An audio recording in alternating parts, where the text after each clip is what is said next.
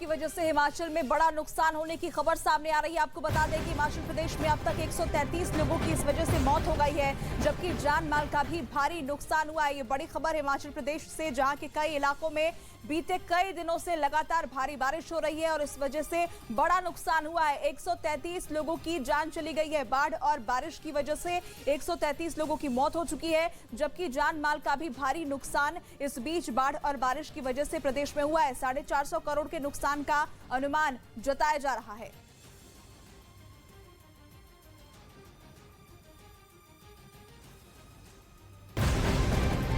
इस बीच एक और बड़ी खबर, बारामूला में सुरक्षा बल और आतंकियों के बीच मुठभेड़ चल रही है। दोनों तरफ से लगातार फायरिंग हो रही है। सुरक्षा बलों ने पूरे इलाके को घेर लिया है। जम्मू कश्मीर के बारामूला से ये बड़ी खबर आपको बता रहे हैं, जहां पर सुरक्षा बलों और आतंकियों के बीच मुठभेड़ जारी है। सुबह से ही ये मुठभेड़ चल रही है। सुरक्षा बल ने एक आतंकी को मार गिराया है। इलाके में सर्च ऑपरेशन भी जारी है। 2 आतंकियों के छिपे होने की खबर सामने आई थी। इस वक्त अपडेट और बड़ी जानकारी ये सामने आ रही है कि सुरक्षा बलों ने इस एनकाउंटर में एक आतंकी को मार गिराया है। बारामूला से ये बड़ी खबर आपको बता रहे हैं। 2 आतंकियों के इस इलाके में छिपे होने की जानकारी मिलने के बाद सर्च ऑपरेशन शुरू किया गया और उसके बाद सुबह से ही एनकाउंटर चल रहा था, जिसमें एक आतंकी को मार गिराया गया।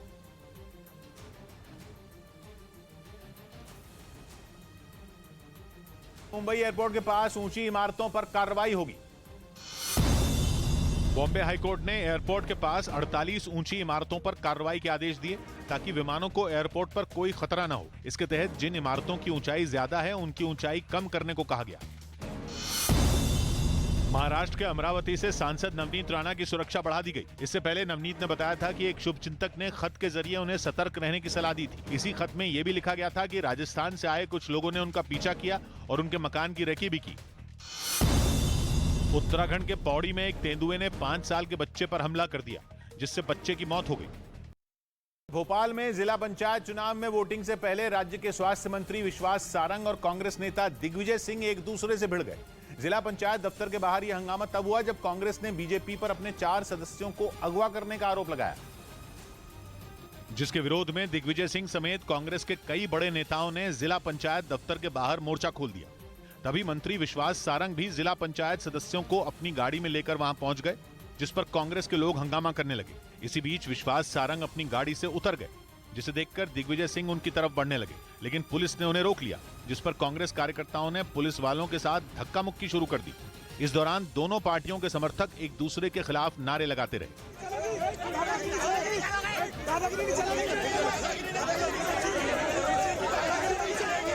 लेकिन अगले ही पल कांग्रेस कार्यकर्ताओं ने विश्वास सारंग की गाड़ी को घेर लिया, जिसके बाद पुलिस फौरन एक्शन में आई और गाड़ी को घेरकर हंगामा कर रहे लोगों को हटाना शुरू कर दिया।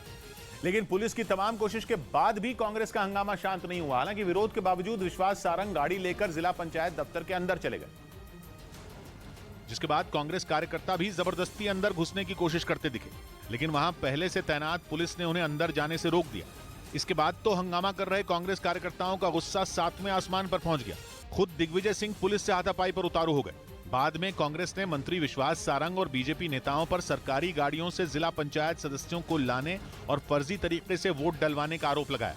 वोट वो लोग डाल गए जो अधिकृत नहीं थे और फर्जी मेडिकल सर्टिफिकेट पे 9 वोट डलवा दिए।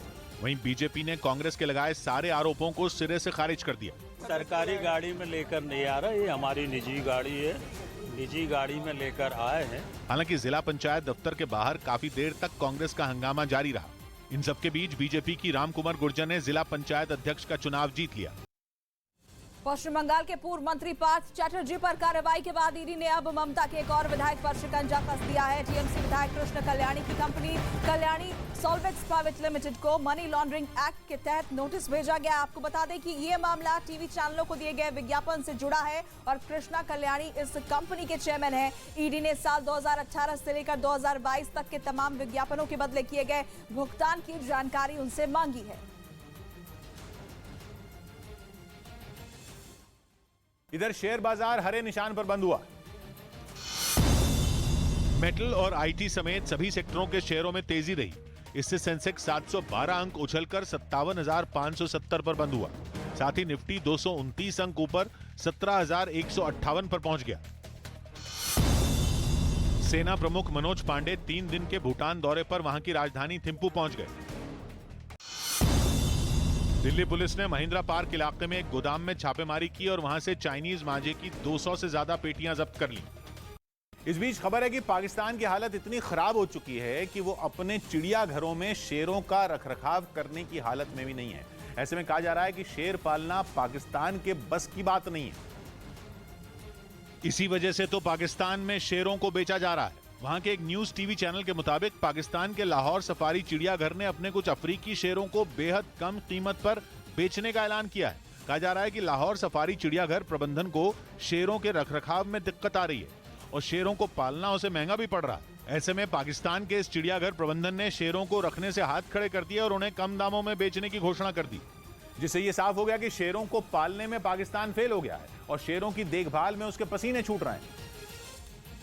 और यही वजह है कि इस महीने के खत्म होने का बेसब्री से इंतजार कर रहा है। बताया जा रहा है कि अगले महीने अगस्त के पहले हफ्ते में लाहौर सफारी चिड़ियाघर से शेरों की संख्या कम हो जाएगी। खबर है कि लाहौर सफारी चिड़ियाघर प्रबंधन अगस्त के पहले सप्ताह में 12 शेरों को बेचेगा, जिनमें 3 शेरनियां हैं। लेकिन एक शेर की कीमत जो रखी गई है उसने सबको चौंका दिया, क्योंकि लाहौर सफारी चिड़ियाघर प्रबंधन एक शेर को 1,50,000 पाकिस्तानी रुपए में बेचने को तैयार है, यानी कि भारतीय रुपए में करीब 50,000 रुपए।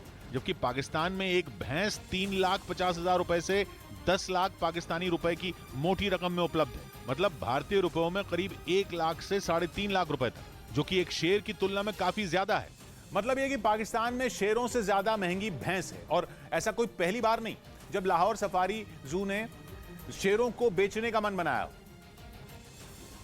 क्योंकि इस चिड़ियाघर प्रबंधन ने पिछले साल भी 14 शेरों को बेच दिया था। लेकिन तब वजह बताई गई थी जू की सीमित जगह। हालांकि लाहौर सफारी चिड़ियाघर 142 एकड़ जमीन में फैला है और वहां कई जंगली जानवर रहते हैं। बताया जाता है कि इसकी शान शेरों की 40 नस्लों की मौजूदगी है। लाहौर सफारी चिड़ियाघर प्रबंधन अगले महीने की शुरुआत में कुछ अफ्रीकी शेरों को बेचने पर विचार कर रहा है। कहा जा रहा है कि उसके लिए न केवल उन शेरों की देखभाल करना मुश्किल हो रहा है, बल्कि उनके रखरखाव पर बढ़ती लागत ने लाहौर सफारी चिड़ियाघर प्रबंधन को यह फैसला लेने पर मजबूर कर दिया, ताकि शेरों को बेचकर कुछ रकम जुटाई जा सके। यूरोप के देश जॉर्जिया से हेलीकॉप्टर हादसे की हैरान कर देने वाली तस्वीरें सामने आई। वहां एक पहाड़ी पर फंसे पैराग्लाइडर्स को बचाने की कोशिश के दौरान यह हेलीकॉप्टर क्रैश हो गया, जिसकी कुछ तस्वीरें भी सामने आई। इनमें पहाड़ी के बीच उड़ता ये हेलीकॉप्टर अचानक गोते खाने लगा। हवा में ही कई बार गोते खाने के बाद वो अचानक नीचे की तरफ लुढ़क गया और घने जंगलों में जाकर टकरा गया। हादसे की दूसरी तस्वीरों में भी हेलीकॉप्टर अचानक नीचे गिरा और फिर आग की ऊंची लपटों के साथ ही पूरा इलाका काले धुएं के गुबार से भर गया। जिसने भी इस हादसे को देखा वो दहशत में आ गया। बताया गया कि हेलीकॉप्टर पर चालक दल के 2 सदस्यों के साथ ही बचाव दल के भी 3 लोग सवार थे, जिनकी तलाश तेज कर दी गई।